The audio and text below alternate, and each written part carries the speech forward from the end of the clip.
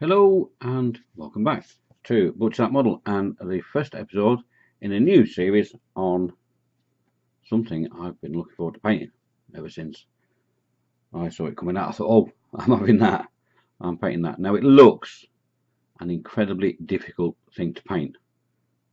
It's not. It's simple techniques, and we'll break it down into sub-assemblies to make it easier to paint. But it is what I think one of the nicest miniatures that Warhammer have brought out for a very long time, and it's got an incredible backstory. Belisarius Cawl. This is an incredible miniature. The detail, the sculpt is just beautiful, and I'm really looking forward to it, and hopefully you will too. So, who is Belisarius Cawl? Well then, let's have a check on the wikis. We'll go on to the Lexicanium. Right then, Belisarius Cawl is an act magus dominus. Sounds like something from a Monty Python film. If you've not seen A Life of Brian, you won't get that reference. He has a waifu now.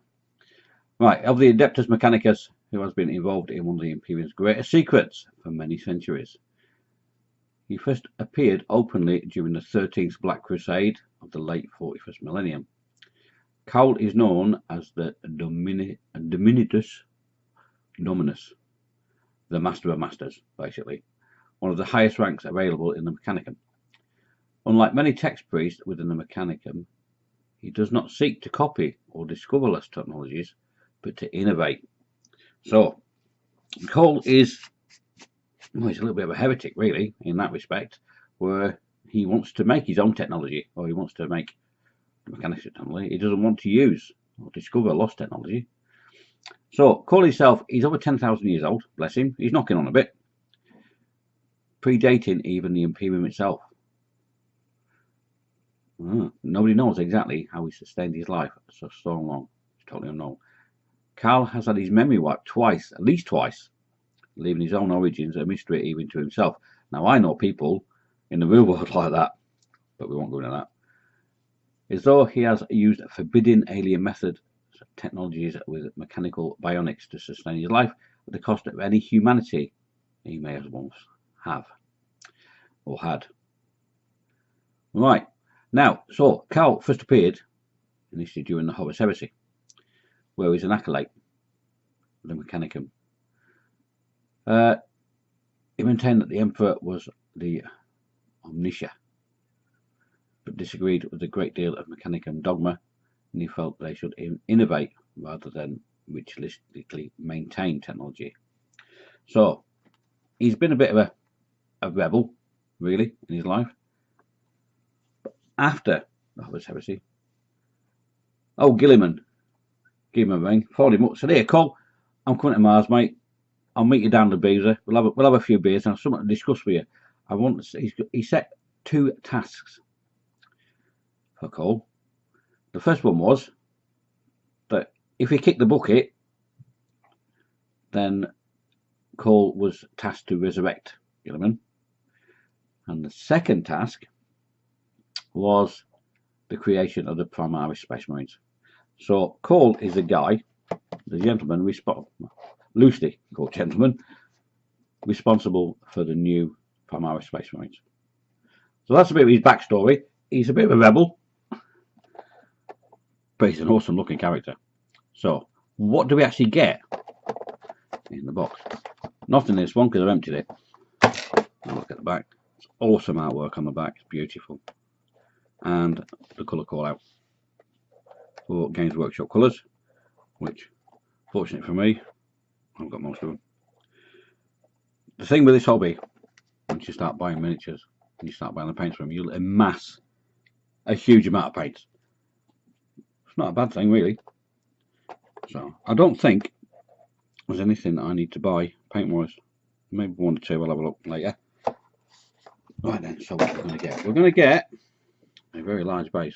It's not quite a Titan base, but as bases go, that's a big base, and that's going to give you an idea of how big this miniature is. For a single character miniature, not being one of the old gods, like Nagashi, who's on an incredible big base, it's quite a huge, substantial base. So he's going to be a big figure. I'm coughing again, look, see? Every time I start a video, my throat goes weird, doesn't it? Right then, let's have a look at the plastic. That's the size of my finger. So that's the length of his body with his cape. Well, he's going to be quite substantial. He's going to be quite a big figure. So, the detail on this as well is absolutely amazing. It's going to be a good painting lesson when you do it.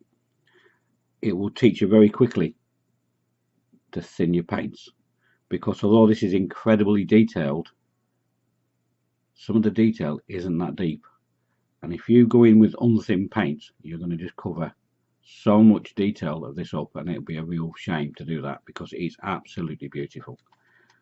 So when we get to painting this, we are going to be thinning our paints. All right, it's a great lesson. It looks incredibly complicated and incredibly difficult to paint, but when you break it down, and we'll do it as sub-assemblies, the techniques aren't that difficult. It's layering and it's dry brushing. The only thing you'll have to really concentrate on is neatness. But if you do it the way I'm going to do it, the way I'm going to show you, we'll do all the dry brushing first. We'll do all the metal work first, all the dry brushing. That's the messy part. Then we'll do the cape. We'll paint all the red cape, and we'll do layers with different colours of, different shades of red, highlighting, and then we'll get onto all the finer details, like touching up the little gold bits, making things look bronze, making things look brass, just giving a bit more character to it. You could do it just silver, dry brush it, paint the red, layer the red, different color, different shades of red, and it would look nice, and just painting a few of the gold bits. But what we're going to do is we're going to pick out individual little parts as well, and paint them copper, paint them brass, and we'll just make it look a bit more detailed. So let's have a look at his book, the instruction book. Now this is obviously a brand new miniature, so we get a colour book, which is nice. And the thing I like about these is the parts you're putting on and where they go are colour marked. It makes it a lot easier to follow the instructions. They are very, very good instruction books now. Obviously, study your book before you do any model. It doesn't matter whether it's a miniature or it's an Airfix model kit or a Bandai Gundam. Always study your manual first. Get to know the thing that you're building. Okay, and then work out processes. Think, oh, I could do that bit now, and that'll make it easier later on. I can paint that now instead of struggling later on. It's something I haven't caught my thought again. It's something, once you've built a few kits, you'll get into the habit of doing. It's planning your build. Okay, don't just blindly follow the instruction guide. Okay, think about the stages, and if I put this pipework on the bottom straight away, how am I going to get the paint behind it, the other side of it? Now, a lot of people say, well, that doesn't matter because you don't see it. I'm of the opinion that why would I spend a large amount of money on a miniature and only paint half of it? Why would I leave something unpainted? Even if I can't see it, you know it's there. It's like when we do aircraft and things like that. I've said it before. People will spend £30 on an airplane, but then they'll spend another £15 or £20 on a detail set for the cockpit. And then as soon as you build the plane and put the canopy on, 90% of that detail set you will never see. But you know it's there if you've built it. Okay, so I'm of the school of thought that I want it to be as good as I can get it. But we're all different. You don't have to do it this way. You could just build it as one big thing, paint all you can see, and then leave it at that. It's entirely up to you. I just prefer to do it, you know, where things are painted, even if you can't see it. It's like the Space Marines when people say about the Aquila, the eagle on the chest. If he's got the rifle across his chest, you don't see it. But that's fine for a gaming piece. But I like mine to be the next stage up from a gaming piece. None of my Space Marines will ever win Golden Demon. But I know if I put them on the table at my local shop, people are going to go, oh, they're gorgeous. Isn't that what you want? Isn't that why we paint things? You could just go spray it with Chaos Black under, you know, spray and play with it. Nobody's going to complain at you. Nobody's going to say, you may get the other people that go, rivet counters and people like that, you know. They don't matter in life, just ignore them. They're just trolls. The beauty of this hobby is it's down to you. You can do whatever you want with it. You've paid for the privilege of building it and painting it to whatever standard you want to paint it to. All I can do is show you the standard that I like to go to, you know.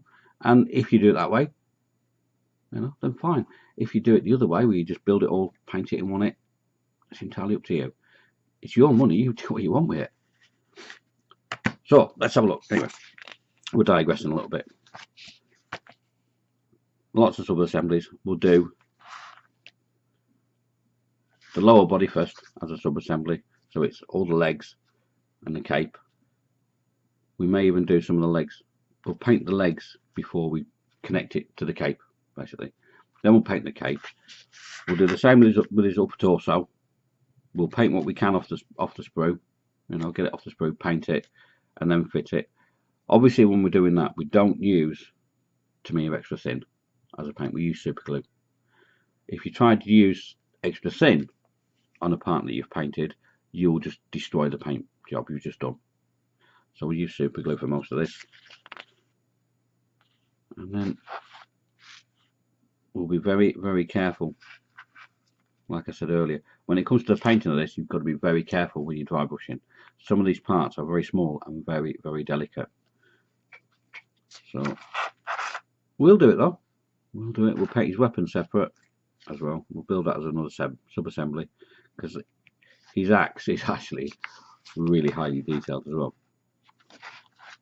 And then we get the back, and it gives us our colour call outs that the heavy metal team used when they painted this. Now, if you play the game, you'll be interested in this bit as well. These are his stats. 6-inch movement,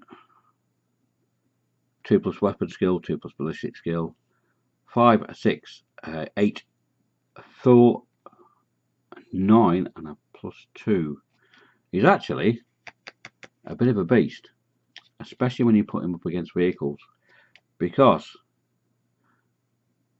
his assault weapon, the solar atomizer, which sounds very painful, has a 12-inch range. It's an assault weapon. It's got D3 damage. However, if you're firing it against a vehicle, that changes to a D6. So against armor, obviously being an Adeptus Mechanicus, he's a bit of a beast when you put him up against something that's quite mechanical. So he is actually, he's not a wuss on the battlefield. He's not, I wouldn't go rushing him in and, you know, expect him to be a tank. He's not. He is a bit of a glass cannon, but he can still look after himself. Absolutely incredible, incredible miniature, either to paint or to play with. We do like a tech priest. So that's what came in the box. Nice bit of artwork on the back. That's a little bit of history about who this fella me laddie is. So in our next episode, we'll start to do some sub-assemblies and get some paint down on his bottom bit, on his legs and his, well, we may get to the point where we're putting the base coat down, on the cape. So I will see you in episode 2 of Belisarius Cawl. Thanks for watching, and don't forget, it's always a time machine.